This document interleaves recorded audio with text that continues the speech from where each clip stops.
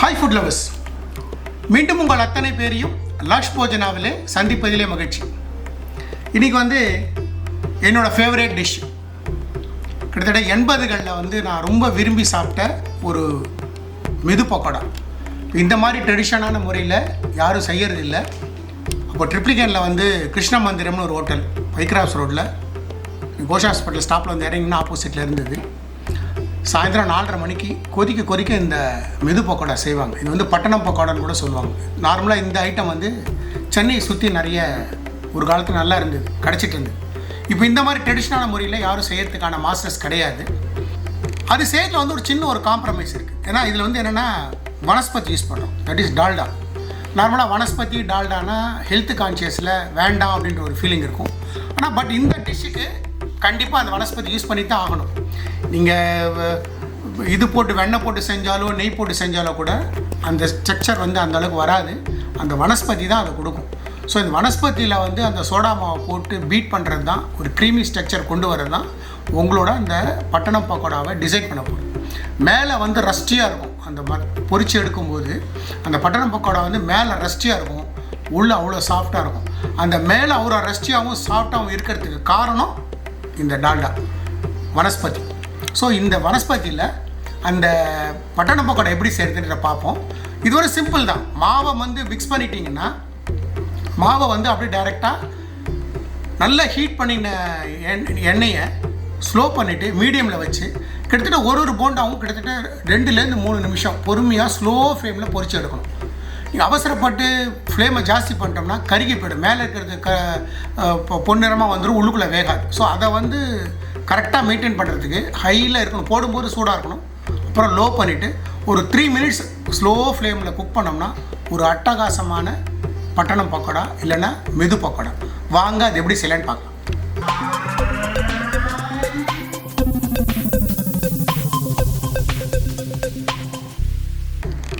இங்கே நான் ஒரு 50 கிராம் வனஸ்பதி டால்டா வச்சுருக்கேன். ஸோ இந்த அளவுக்கு சோடா, ஆப்ப சோடா இல்லை குக்கிங் சோடா சேர்த்துட்டு இந்த டிஷ்ஷுக்கு தேவையான சால்ட் சேர்த்துட்டு இதை இந்த மாதிரி பீட் பண்ணோம் கையில். கிட்டத்தட்ட இந்த ப்ராசஸ் மட்டுமே ஒரு 10 நிமிஷம் செய்யணும். இது நம்ம இந்த பீட் பண்ண இது ஒரு க்ரீமி ஸ்ட்ரக்சருக்கு வரணும். அதுதான் அந்த ஃபைனலாக அந்த போண்டாவோட ஷேப்பையும் டேஸ்ட்டையும் டிட்டர்மைன் பண்ணுறது. அதனால் இதில் காம்ப்ரமைஸ் பண்ணிக்கக்கூடாது. ஸோ இதில் ஆல்மோஸ்ட் ஒரு 10லேருந்து 12 நிமிஷம் இதை நல்ல ஒரு க்ரீமி டெக்ஸ்சருக்கு கொண்டு வரும்.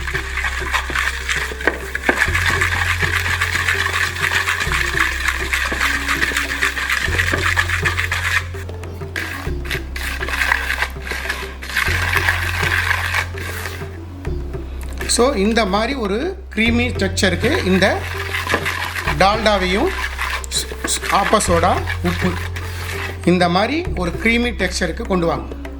கிட்டத்தட்ட ஒரு 7லேருந்து 10 நிமிஷம் பொறுமையாக செய்யுங்க. இது பிளெண்டர்லாம் போட்டுலாம் பண்ணிங்கன்னா வேலைக்கு ஆகாது. கைமணம் தான் முக்கியம். சமையலுக்கு கைமணம். ஸோ இது இந்த மாதிரி கையில் வச்சு பீட் பண்ணுறது தான். ஸோ இப்போ நம்மளோட க்ரீமி டெக்ஸ்சருக்கு வந்துடுது. இப்போ நான் என்ன பண்ணுறேன்னா ஒரு பொருள் ஆட் பண்ணுறேன். வெங்காயம் ஃபைனாக சாப் பண்ணி வச்சுருக்கேன். இந்த வெங்காயத்தை முதல்ல சேர்த்துறேன். அது கூடவே ஒரு 3 பச்சை மிளகாய் ஃபைனாக சாப் பண்ணி வச்சுருக்கேன், அதையும் சேர்த்துறேன். ஃபைனாக சாப் பண்ண இஞ்சி, ஃபைனாக சாப் பண்ணி வச்சுக்கிற கருவேப்பிலை, இங்கே கொஞ்சம் முந்திரி பருப்பு உடைச்சி வச்சுருக்கேன், அது. இது எல்லாத்தையும் இந்த மாவில் நல்லா மிக்ஸ் பண்ணு. இந்த ப்ராசஸ் எதுக்கு நான் முதல்ல பண்ணுறேன்னா, உப்பு பட்ட உடனே வெங்காயம் தண்ணி விட ஆரம்பிக்கும். ஸோ அதனால் மாவில் நம்ம எந்த அளவுக்கு வாட்டர் மிக்ஸ் பண்ணுறோன்றத இது மிக்ஸ் பண்ணதுக்கப்புறம் தான் நமக்கு தெரியும். நீங்கள் முதல்ல மாவை போட்டுட்டு அதுக்கப்புறம் வெங்காயத்தை போட்டோம்னா ஒருவேளை தண்ணி நம்ம நிறைய போட்டோம், இல்லை தண்ணியே சேர்க்கக்கூடாது. இப்போ பாருங்கள், இதுவே இவ்வளோ வெட்டாக இருக்குது. ஸோ இந்த ஸ்ட்ரக்சரில் இருக்கும்போது இது ஒரு 250 மெஷர்மெண்ட் நான் கடலை மாவு வச்சுருக்கேன். ஒரு 250 சேர்க்குறேன். இன்னொரு 250 சேர்ப்பேன். இன்னொரு 250. இதில் ஒரு 80 கிராம் அரிசி மாவு. 250 500 கடலை மாவு, ஒரு 80 அரிசி மாவு. இதை வந்து ஃபுல்லாக எல்லாத்தையும் மிக்ஸ் பண்ணுங்க. இந்த வெங்காயம், பச்சை மிளகாய், இஞ்சி, முந்திரி பருப்பு, உப்பு கம்ப்ளீட்டாக எல்லாத்தோடையும் நல்லா மிக்ஸ் பண்ணுங்கள். இப்போ பாருங்கள் நம்மளோட கடலை மாவு எந்த அளவுக்கு கிரம்பிளாக வந்திருக்கு பாருங்கள். இதுதான் இந்த மாவோட தன்மை. இந்த மாதிரி முதல்ல இந்த நாரி தண்ணியே விடாமல் மாவை நல்லா இந்த மாதிரி பிசைச்சுங்க. இனிமேல் தண்ணி வந்து விடக்கூடாது, தெளித்து சேர்க்கணும். எக்காரத்தை கொண்டு தண்ணி விடக்கூடாது, தண்ணி வந்து தெளிக்கணும். இனிமேல் இதில் தண்ணி வச்சுருக்கேன், இந்த மாதிரி தண்ணியை தெளிச்சிட்டு பேசுங்க.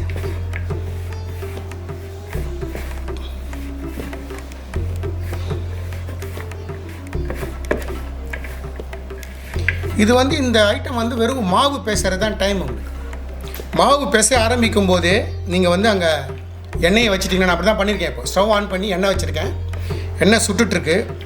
அந்த எண்ணெய் வந்து நல்லா சுட்டதுக்கப்புறம் எண்ணெயை வந்து ஸ்லோ ஆக்கிட்டு நம்ம வந்து இதை டைரெக்டாக போட்டு எடுக்க வேண்டியது தான். ஸோ அதனால் மாவு பிசைய ஆரம்பிக்கும் போதே எண்ணெயை வச்சுட்டிங்கன்னா இந்த டிஷ்ஷை வந்து ஆல்மோஸ்ட் ஒரு 15 to 20 minutes ரெடி பண்ணிடலாம். இப்போ நான் கொஞ்சம் தண்ணி தெளிச்சிக்கிறேன். இப்போ ஆல்மோஸ்ட் பிடிக்க வருது. இதுதான் இதோட ஸ்ட்ரக்சர். இன்னும் கொஞ்சம் தண்ணி தெளிச்சுக்கிறேன் நான்.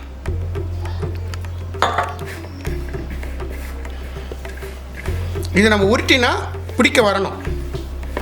ஸோ ரொம்ப அழுத்தியும் இந்த மாவை உருண்டை பிடிக்கக்கூடாது. ரொம்ப லேசாக பிடிக்கணும். ரொம்ப அழுத்தி மாவை வந்து கெட்டியாக பிரிச்சிடக்கூடாது உருண்டையும். ஸோ இந்த மாதிரி பாயிட்டா. இப்போ வந்து இந்த மாதிரி கொஞ்சம் சின்னதாக, ரொம்ப பெருசாக போடாதீங்கன்னு உள்ளே வேகணும். இந்த மாதிரி சும்மா இந்த மாவை இப்படி எடுத்து, இது பாருங்கள், இந்த மாவு எடுத்து இவ்வளோதான், ரொம்ப ப்ரெஸ் பண்ணக்கூடாது. அது அப்படி பிடிச்சி ஷேப்லாம் இருக்கணும்னு அவசியம் கிடையாது. ஸோ இந்த மாவு இப்படி எடுக்கிறீங்க, அவ்வளோதான். இந்த ப்ரெஸ் பண்ணிவிட்டு இது எப்படியே வச்சுருங்க.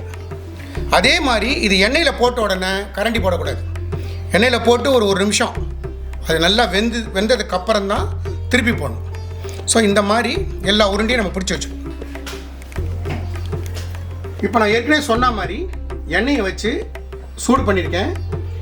இப்போ நல்லா சுட்ட எண்ணெயை வந்து நான் ஸ்டவ்வை வந்து ஸ்லோ ஆக் பண்ணிட்டேன், சிம் ஆக்கிட்டு. இப்போ நான் வந்து ஒன்று ஒன்றா போடுறேன்.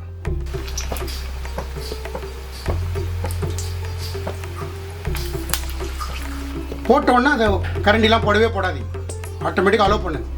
ஒரு நிமிஷம் அது பாட்டு வேகட்டும்.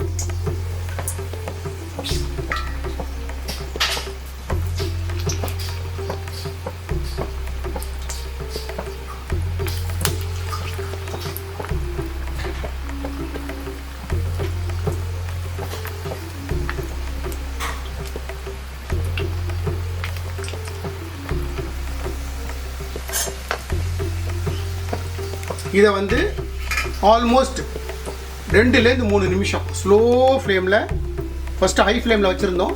இப்போ நான் ஸ்லோ ஃப்ளேம் ஆகிருக்கேன். ஒரு நிமிஷம் கழிச்சு இந்த கொஞ்சம் இது அடங்கினதுக்கப்புறம் மீடியம் ஃப்ளேமில் வச்சு ஒரு 3 நிமிஷம் வேக விட்டிங்கன்னா நம்மளோட மெது பக்கோடா அட்டகாசமாக தயாராகிடும். இது வந்து நான் சொன்ன மாதிரி மேலே வந்து நல்லா டார்க் ப்ரௌன் ஆக்கி எடுங்க. அப்போ தான் இந்த உள்ள வரைக்கும் நல்லா வேகும். மேலே வந்து பார்த்திங்கன்னா ஒரு மாதிரி ரஸ்டியாக இருக்கும், உள்ளுக்குள்ளே அவ்வளோ சாஃப்டாக இருக்கும். இப்போ நான் ஸ்லைட்டாக திருப்பி விடுறேன்.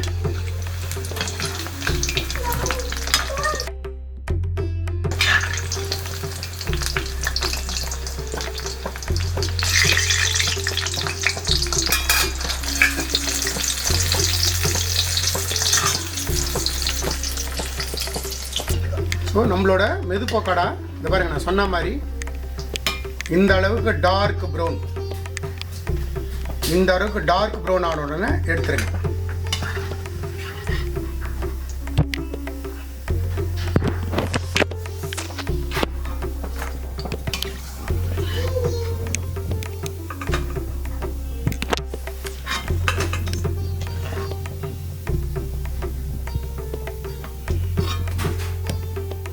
ஸோ நம்மளோட மெது பக்கோடா தயார். நம்மளோட மெது பக்கோடா அல்லனா பட்டணம் பக்கோடா என்ன அளவுக்கு ஃபஸ்ட் கிளாஸாக வந்திருக்கு பாருங்கள். இது நான் இவ்வளோ நாள் சமைச்சதில் என்னோடய ஃபேவரட் டிஷ் எதுன்னு கேட்டிங்கன்னா இதுதான். கிட்டத்தட்ட 80களில் வந்து ஆல்மோஸ்ட் டெய்லி டிஃபனாக சாப்பிட்ட ஒரு ஐட்டம் சாயந்தர நேரத்தில். ஸோ இன்றைக்கி வந்து அந்த ஐட்டத்தை வந்து நம்ம இன்றைக்கி வந்து ரீக்ரியேட் பண்ணி இன்றைக்கி பண்ணியிருக்கோம். நான் என்ன மாதிரி செஞ்சனோ அதே மாதிரி இன்க்ரீடியன்ட் போட்டு செய்யுங்க. எனக்கு கிடைச்ச அதே எக்ஸலண்ட் ரிசல்ட் உங்களுக்கும் கிடைக்கும். நான் காட்டுறேன் பாருங்கள். இந்த அளவுக்கு மேலே வந்து க்ரம்பிளாக இருக்கும், உடச்சிங்கன்னா உள்ள வரைக்கும் வெந்திருக்கும். இதுதான் இந்த ஸ்ட்ரக்சர். இது வந்து நீங்கள் அழுத்தி கை பிடிச்சிங்கன்னா உடஞ்சிரும், மாவாயிடும். ப்ரெஸ் பண்ணிங்கன்னா உதிர்ந்துடும். அந்த ஸ்ட்ரக்சரில் இருக்கும். இப்போ இது வாயில் போட்டிங்கன்னா கரையும். ஸோ இந்த மெது பக்கோடா நான் என்ன மாதிரி இன்க்ரீடியன்ஸ் போட்டு எப்படி செஞ்சனோ அதே மாதிரி செய்யுங்க. எனக்கு கிடைச்ச அதே எக்ஸலண்ட் ரிசல்ட் உங்களுக்கும் கிடைக்கும். அப்படி நீங்கள் செய்யக்கூடிய அந்த மெது பக்கோடா வந்து நம்ம ஃபோட்டோ எடுத்து நம்மளோட இன்ஸ்டாகிராம் பேஜை வந்து ஷேர் பண்ணுங்கள். இந்த வீடியோ பிடிச்சிருந்தா லைக் அண்ட் ஷேர் பண்ணுங்கள். உங்கள் ஃபேமிலி அண்ட் ஃப்ரெண்ட்ஸ்க்கு வந்து ரெக்கமெண்ட் பண்ணுங்கள். நம்மளோட சேனலில் வந்து உங்கள் ஃபேமிலி அண்ட் ஃப்ரெண்ட்ஸுக்கு சொல்லி ரெக்கமெண்ட் பண்ணி சப்ஸ்கிரைப் பண்ண சொல்லுங்கள். Lakshman signing off from Laksh Yojana.